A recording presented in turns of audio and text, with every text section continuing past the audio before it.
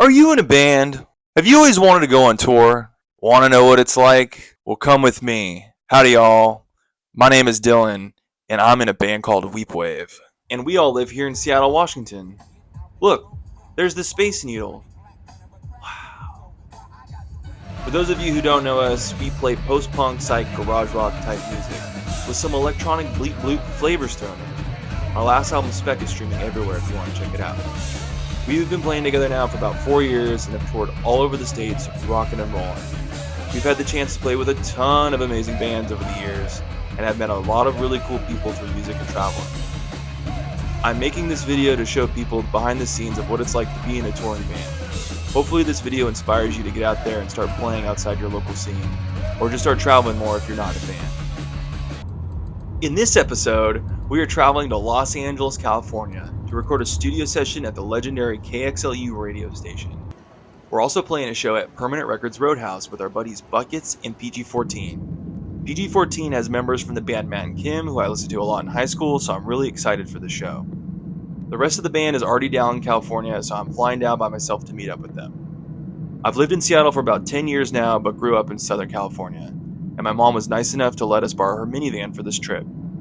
We usually tour in our big Ford Econoline van with all our own gear, but with us flying down for just the weekend, we're traveling with minimal gear.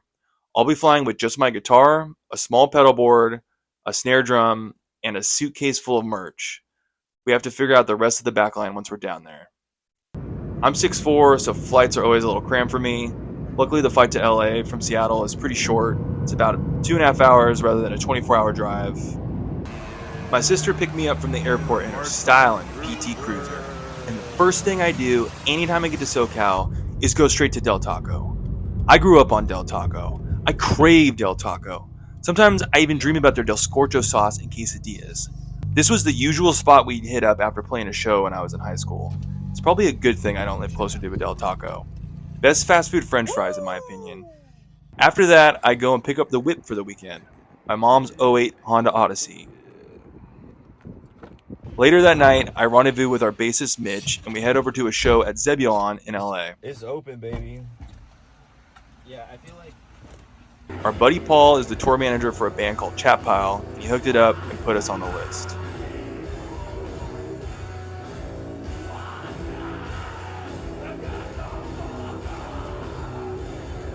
Dude, Mitch's drink of choice. Here we go. It's fucking raining.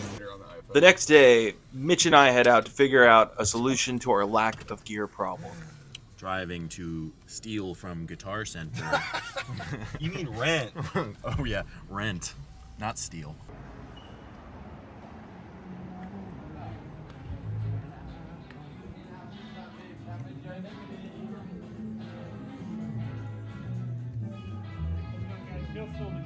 Okay. Yep.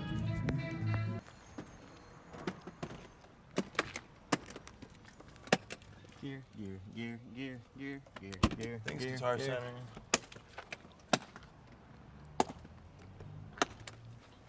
So glad we made it. So glad we made it.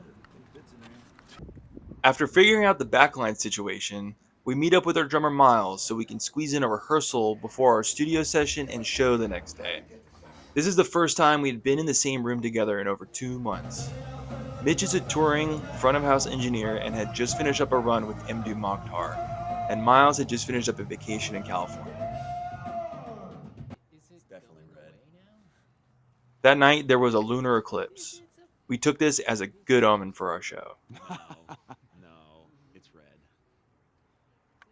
I see it with my eyeballs. The next morning, we hit out for our big day. Oh, when you got away so long. First up is our studio session at KXLU. Many legendary bands have played KXLU, including Nirvana, Sonic Youth, The White Stripes, Lightning Bolt, Black Flag, The Melvins, and The Flaming Lips. You can watch our full session here.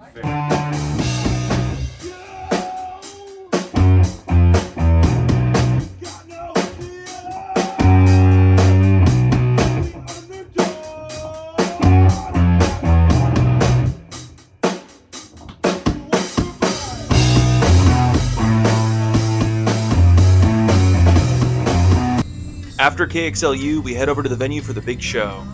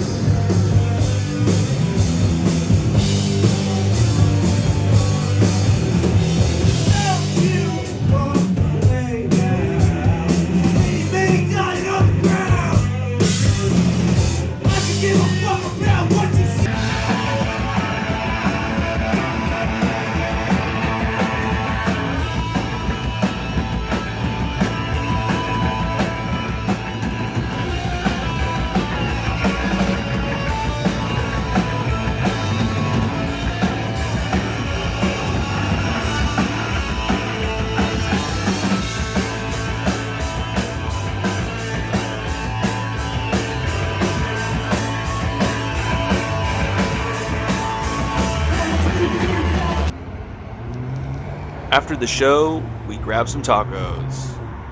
One of my favorite parts about playing LA. The next day, we meet up with a photographer we know from Seattle. Bella just happened to be in LA the same weekend as us, and we meet at the La Brea Tar Pits for a photo shoot.